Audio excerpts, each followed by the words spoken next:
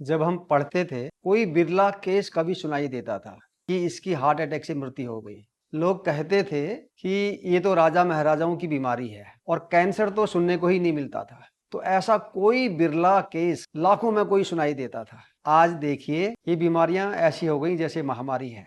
केवल heart attack से प्रतिदिन 8,000 लोग मर रहे हैं भारत में। प्रतिवर्ष लाखों करोड़ों लोगों की मौत केवल इन दो घातक बीमारियों से हो रही है।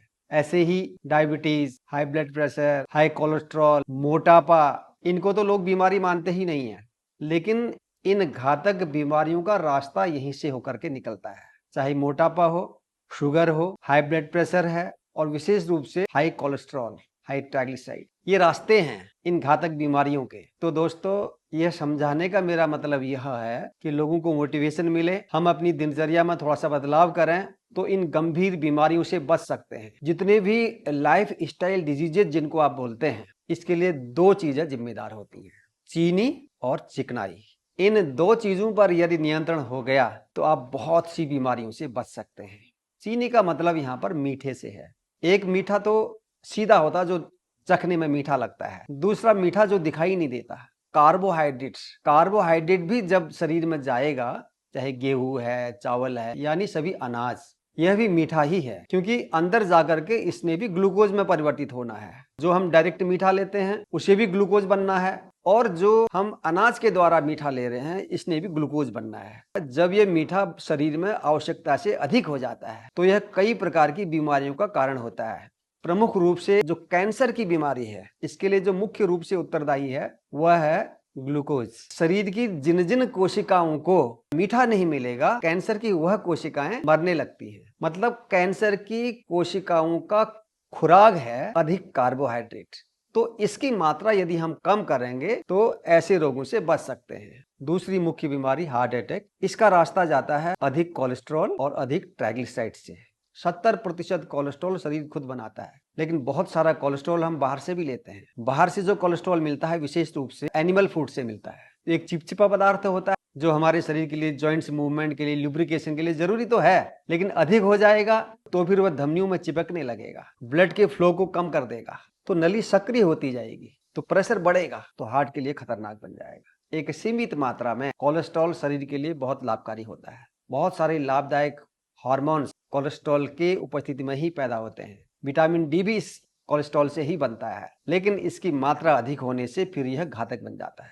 ऐसे ही ट्राइग्लिसराइड है, हमारे खून में तेल की मात्रा, चिकनाई की मात्रा बढ़ जाती है। जितने भी प्रकार के ऑयल हैं यह सीधा ट्राइग्लिसराइड है। एक सीमित मात्रा में लेंगे तो शरीर को आवश्यकता है ऑयल की, यदि अधिक मात्रा होगी तो यह खून को गाढ़ा कर देगा, कोलेस्ट्रॉल चिपकेगा, ट्राइग्लिसराइड से खून गाढ़ा होगा, तो फिर हार्ट अटैक की संभावनाएं बढ़ जाएंगी। अब सवाल यह है चिकनाई कितनी लें, कौन सी लें। एक स्वस्थ व्यक्ति जो खूब परिश्रम भी करता है, पसीना बहाता है, अधिक कैलोरी खर्च करता है, कि उसको टोटल कैलोरी का लगभग 30% फैट की आवश्यकता होती है।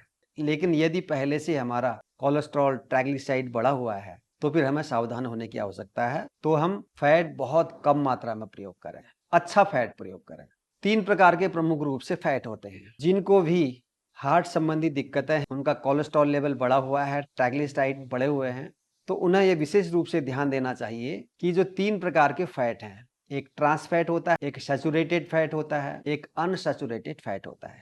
तो ट्रांस फैट तो जहर है। ट्रांस फैट का मतलब ऐसा फैट जो कई बार रिफाइन किया हुआ है, रिफाइंड ऑयल, या ऐसा ऑयल जिसको बार बार गर्म किया गया है। जितनी बार आप गर्म करेंगे उतनी बार उसमें ट्रांस फैट की मात्रा बढ़ती जाएगी। आप अपने घर में भी एक बार तेल का यूज करने के बाद बार बार उस तेल का यूज कर रहे हैं तो समझ लीजिए वो भी बहुत खतरनाक है, एक तरीके से जहर है।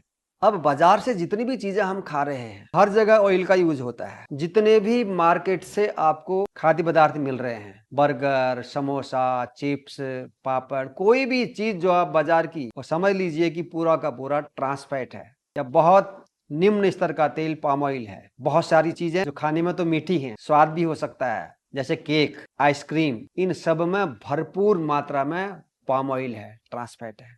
तो हमने हृदय रोगों से बचना है, अपना ट्राइग्लिसराइड लेवल ठीक रखना है, हाई कोलेस्ट्रॉल से बचना है, तो अच्छा फैट यूज करें, सैचुरेटेड फैट वो फैट है जो रूम टेम्परेचर में जम जाता है, जैसे घी, नारियल का तेल। इसकी आवश्यकता शरीर को बहुत कम होती है। रिसर्च ये बताती है कि जितना भी फैट हम प्रतिदिन यूज करते हैं, जितना करना चाहिए उसमें अधिकतम 10% होना चाहिए उस टोटल फैट का। लेकिन जो हार्ट पेशेंट हैं, जिनको हाई कोलेस्ट्रॉल या ट्राइग्लिसराइड की प्रॉब्लम है, तो उन लोगों ने तो ट्रांस फैट को तो छूना भी नहीं है, सैचुरेटेड फैट इसको भी नहीं लेना है। अब उन लोगों ने यूज करना है अनसैचुरेटेड फैट, वह भी बहुत कम मात्रा में। अनसैचुरेटेड फैट में शुद्ध सरसों का तेल, मूंगफली का तेल, तिल का तेल, ऑलिव ऑयल, और ये तेल भी कोल्ड प्रेस्ड जो होते हैं। यदि बहुत अधिक टेम्परेचर में ये तेल निकाले जाते हैं तब भी तेल दूषित हो जाता है। प्रयास ये होना चाहिए कोल्ड प्रेस्ड ऑयल हो, वह भी कम मात्रा में हो। तो यह तो हमारे हृदय को स्वस्थ रखने की बात होगी। यदि आपका ट्राइग्लिसराइड ठीक है, 150 से कम है, यदि आपका कोलेस्ट्रॉल 200 से कम है, और इसके साथ यदि आपका एचडीएल जो गुड कोलेस्ट्रॉल होता है, अच्छा कोलेस्ट्रॉल 50 से अधिक है, पुरुषों में 40 से अधिक, महिलाओं में 50 से अधिक, तो हम हार्ट की बीमारियों से बच सकते हैं। तो एक तो हमने ये ध्यान देना है कि सही प्रकार का फैट हम यूज करें। अब दूसरा, अधिक मोटापा क्यों हो रहा है? बहुत से लोग बोलते हैं मुझसे कि गुरुजी वेट लॉस की एक्सरसाइज बता दीजिए, कोई योगा बता दीजिए वेट लॉस के लिए। मैं कहता हूं यदि आप ये चाहते हैं कि एक्सरसाइज से, योगा से आपका वेट लॉस हो जाए, तो ये संभव नहीं है। एक्सरसाइज तो जरूरी है ही, विशेष रूप से हमने ध्यान देना है अपनी कैलोरी इनटेक पर। अब आपने एक्सरसाइज खूब कर दी, लेकिन आपने कैलोरी बढ़ा दी। एक सामान्य व्यक्ति को एक दिन में लगभग 2000 कैलोरी की आवश्यकता होती है, लेकिन जो बहुत परिश्रम करते हैं, मेहनत करते हैं, तो उनको 2200, 2400, 2500 कैलोरी की जरूरत हो जाती है। लेकिन आपका काम बहुत अधिक मेहनत का नहीं है, तो 2000 कैलोरी आपके लिए पर्याप्त है। अब आपने ये देखना है कि 2000 कैलोरी आप ले रहे हैं, आप 200-400 कैलोरी लेना जब कम करेंगे और आपका रूटीन वैसा ही रहेगा, तो आपका वेट लॉस धीरे धीरे से होने लगेगा।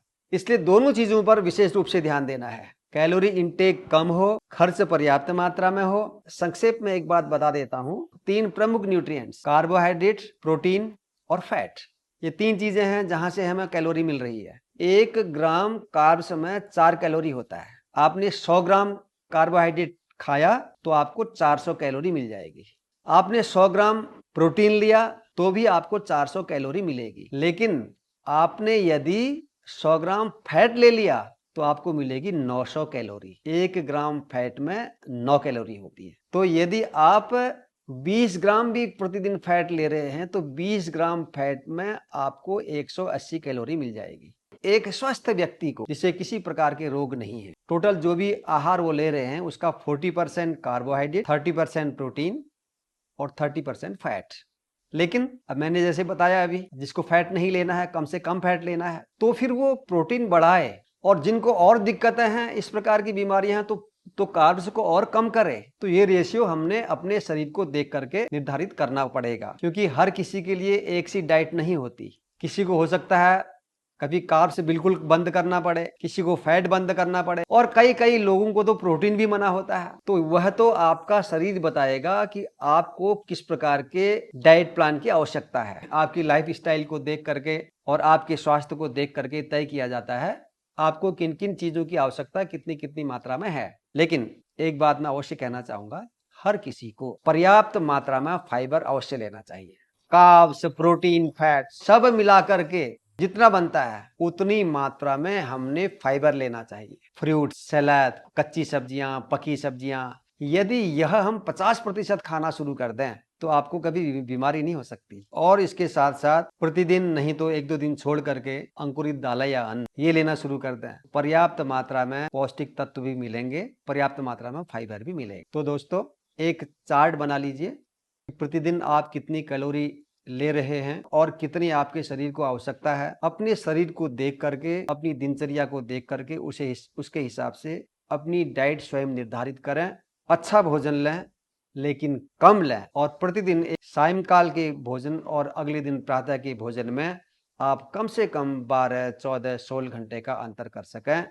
तो इस अंतर से भी जो ये जो फास्टिंग होगी, इस फास्टिंग से शरीर के भीतर जो टॉक्सिन्स बन भी रहे होंगे, शरीर उनको समाप्त कर देता है। तो आज का वीडियो यहीं समाप्त करते हैं। वीडियो यदि अच्छा लगा हो, मोटिवेशन आपको कुछ मिला है तो इसका पालन कीजिए, अपने मित्रों में भी शेयर कीजिए। फिर से जल्दी मिलता हूँ आपसे ऐसे ही महत्वपूर्ण वीडियो के साथ। तब तक आप सब लोग स्वस्थ रहें, प्रसन्न रहें, अपनी और अपने परिवार के स्वास्थ्य की चिंता करें। बहुत बहुत धन्यवाद। जय हिंद।